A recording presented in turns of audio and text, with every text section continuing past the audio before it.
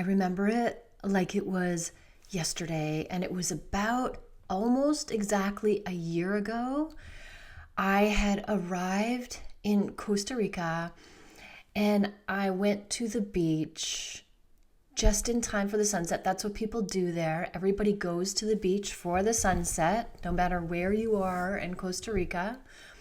And I was in the water with the waves gently massaging my body as the sun was on my face and the sun was slowly setting and the sky was orange and red. It was the most glorious sunset I have ever seen, and tears rolled down my cheeks as I was taking this all in because I realized I did it. I created this for myself. It was a long time coming. This has been in my brain forever. And the fact that it was actually happening brought tears to my eyes. I was standing in the ocean watching the sunset, feeling the waves with tears of joy rolling down my face. And I put my hands up in the air and I went, whoa, I did it. And it felt so amazing. It was life-changing because I had actually created something in my brain that came to fruition. And I was very aware in the moment when I was experiencing it of the hard work and intention that got me there. So today, I've got something super exciting for you because this is available for you too. This is an invitation to stop playing small in midlife and start dreaming big again. If you're feeling stuck or like life's just been on repeat, Groundhog Day, same all the time, today is all about waking up that fire inside of you. Spoiler alert, midlife is not the time to slow down. No, sister. It's the time to chase those dreams, take those risks, and live with adventure in your heart because this chapter is just getting started. And it's all about you. Okay, let's be real for a second. How many of you have heard people say that midlife is the time to settle down? Oh, I don't think so. Who came up with that nonsense? Who's spewing this? It's so easy to become or feel invisible when you hit midlife, but that doesn't have to be the case. Those are just archaic social constructs that are about to be eliminated. Society's been feeding us this story for so long, but here's the thing. It's a myth. Midlife is the perfect time to wake up and say, what do I want to do next? It's not the end. It's the start of your next bold adventure. We've done the caring, the raising, the driving, the feeding, the juggling. And now it's our time to rediscover ourselves. This is the time that we put ourselves first. As moms, we're just so conditioned to put everybody else ahead of ourselves. And that's why when we hit midlife, and we become empty nesters, we're like, what do I do now? Because we've always just been running the program of put everybody else first, make sure everybody's okay. Because if we don't, then we're a bad mom. That's how this gets formed. That's where this comes from. And we can let that go. I'm inviting you to just let that go. This is our time to rediscover ourselves. So let's rewind a little bit. Think back to when you were younger.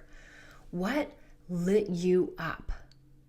Was it painting, writing, dancing, traveling, sports, or something else? Like, what was it? There was something that just really made you feel so good. When was the last time you did that thing that made you feel alive? Midlife is the time to reconnect with those passions. Maybe you've pushed them aside for work, kids, life, but guess what? You get to start doing them again. It's all about figuring out what makes you feel like you again. Or even better, because you're not the same person now as you were back then before you had kids, now is the perfect time to try completely new things. Reinvent yourself. Throw caution to the wind. If you could be anyone, if you could do anything, what would that be? Because you can. I am here to tell you the same thing over and over again. You can be or do anything that you create in your brain. It's possible for you. Try something that scares you or something you've been curious about. Here's my philosophy on midlife and trying new things. If you do what you did before, you'll never be as good as you were when you were younger. If this is something you did when you were a teenager or early 20s and you're doing it now, or you're going to take it up again, you'll never be that good because physically it's not possible from 55 to like 20 to be, as good as you were, just because life, injuries, all of it, right? But if you try something new, you'll always be improving and getting better. This is the magic here. For example, when I was younger, I loved soccer. I was obsessed with soccer. Soccer was my passion. Unfortunately, when I was 18, that's when I tore my ACL. So my dreams I always wanted to play soccer in a college or university in the States just because they have so many people that come out to watch the games. And I always thought that would be a dream for me, is just play soccer in front of a whole bunch of people and just like be on the best team. And I loved soccer.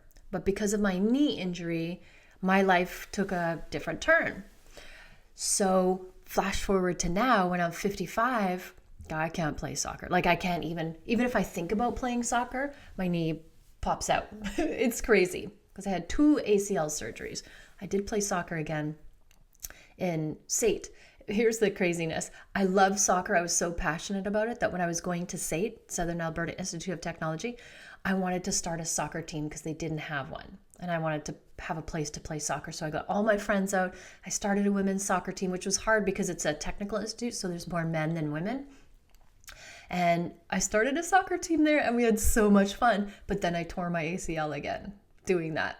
So that's why I won't be playing soccer now. And just thinking about it scares my knee.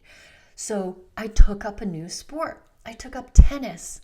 Because I've never played it before, I could only get better. I wasn't very good when I started, but now I'm way better than I was because I'd never done it before.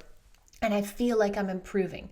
I feel like I'm getting better at something, and that encourages me to do it more.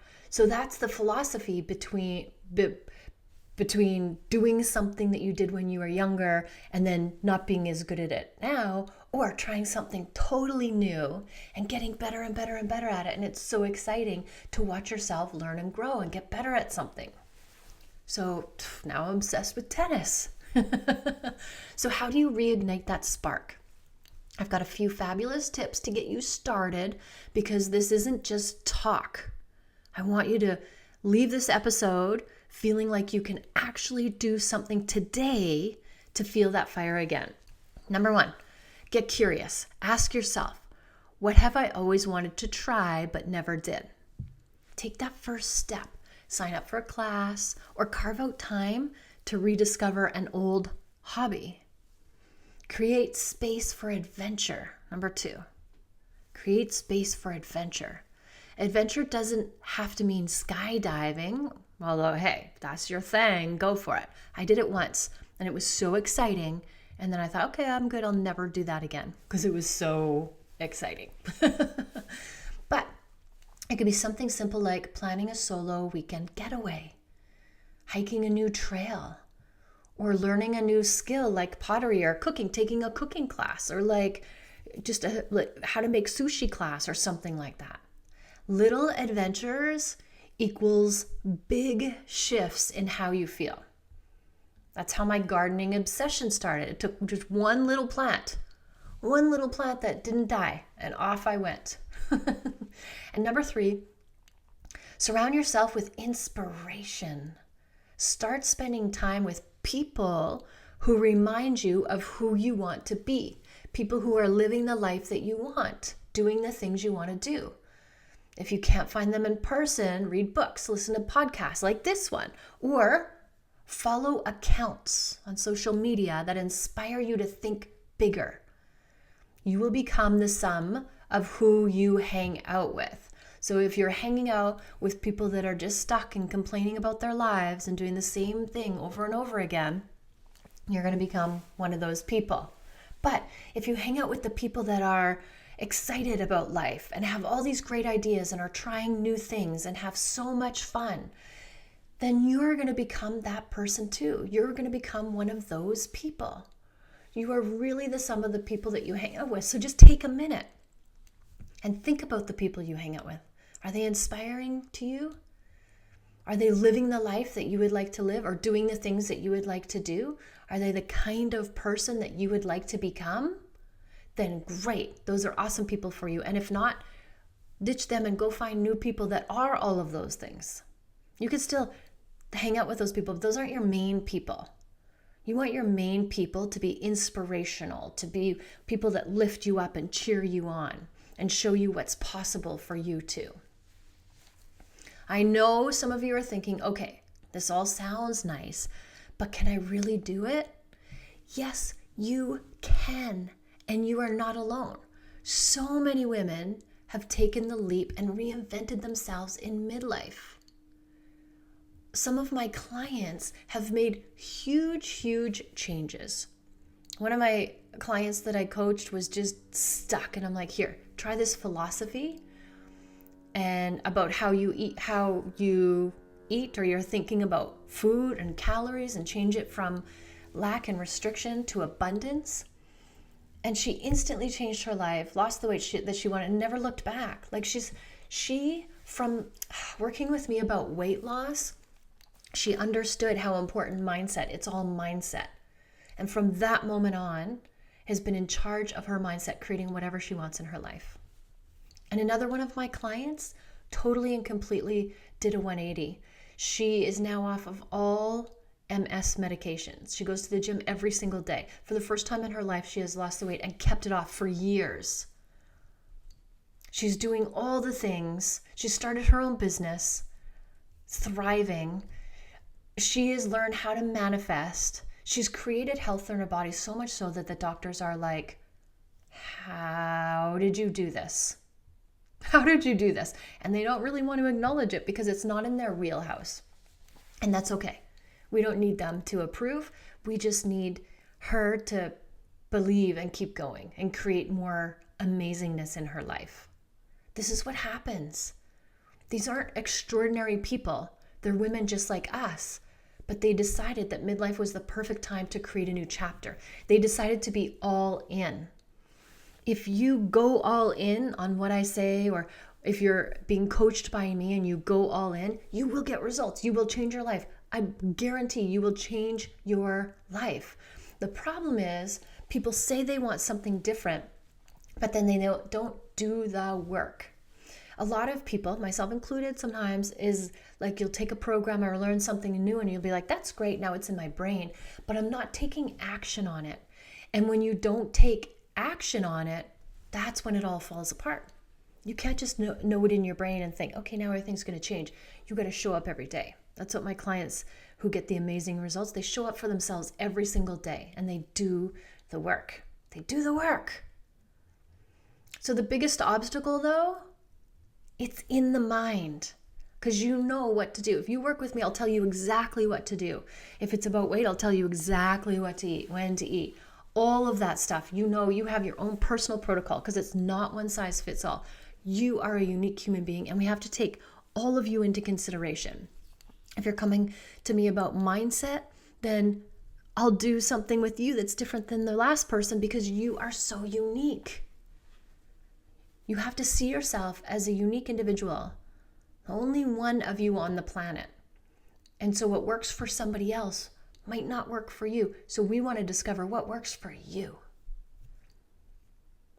So we want to really eliminate the biggest obstacle, which is the mind. We get stuck in the same routines because our brains love safety. Our brains are designed to keep us safe. They're designed to seek pleasure and to avoid pain and to conserve energy. So if we stay the same, our brain is like, oh, okay, we know Heather's going to be okay because she's not out doing something new. And if we do something new, the brain's like, oh my God, everybody, high alert, danger, we don't know what's going to happen, which is amazing. We want to freak our brain out. Our brain's just doing its job, but we're not aware of that. It's trying to keep us small, keep us safe. But here's the magic. Once you shift your mindset, you open up your life to so many possibilities. So how do we do that? Visualization. Start visualizing the adventure you want. Close your eyes for 5 minutes and imagine living your dream. What does it look like? What does it feel like? Make that vision crystal clear. Go into great detail. Where do you feel it in your body? What does it feel like? Does it have a color? Does it have a movement? Does it have a texture? Does it have a smell? Like really own it. Try it on like a jacket and see how it fits for you. Get a big vision and then feel it in your physical body, and say yes more often.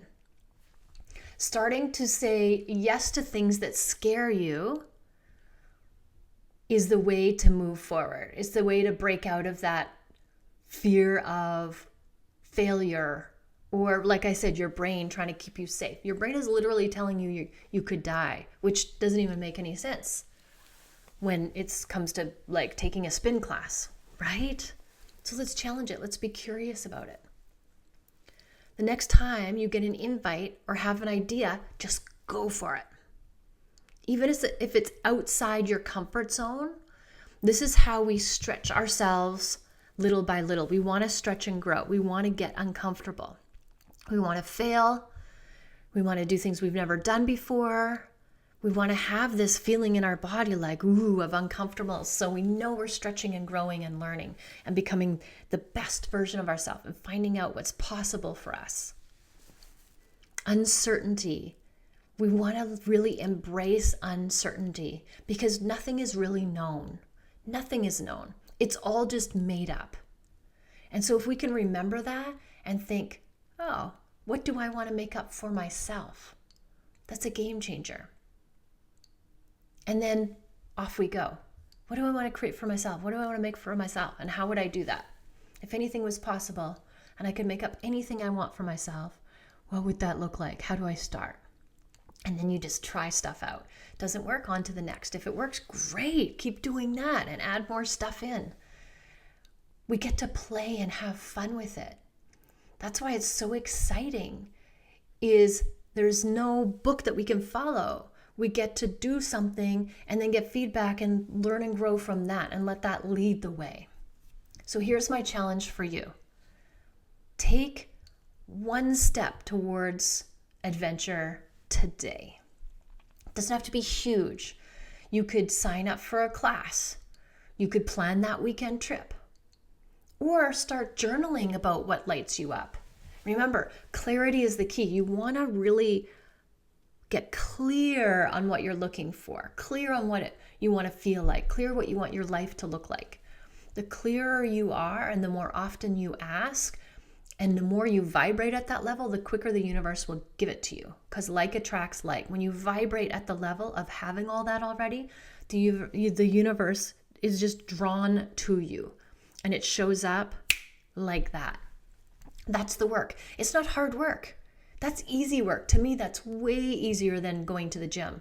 Is just feeling the feeling, conjuring it up and owning it and putting it on like a jacket or a dress and just like, yes, get comfortable with that until that's just who you are. Whatever it is, just do something that brings back that spark. And if you need more support, you know where to find it. Join us inside the Mastering Midlife membership, where we go even deeper into creating midlife magic. Thank you for listening. Always, always, always love yourself first and have an amazing day.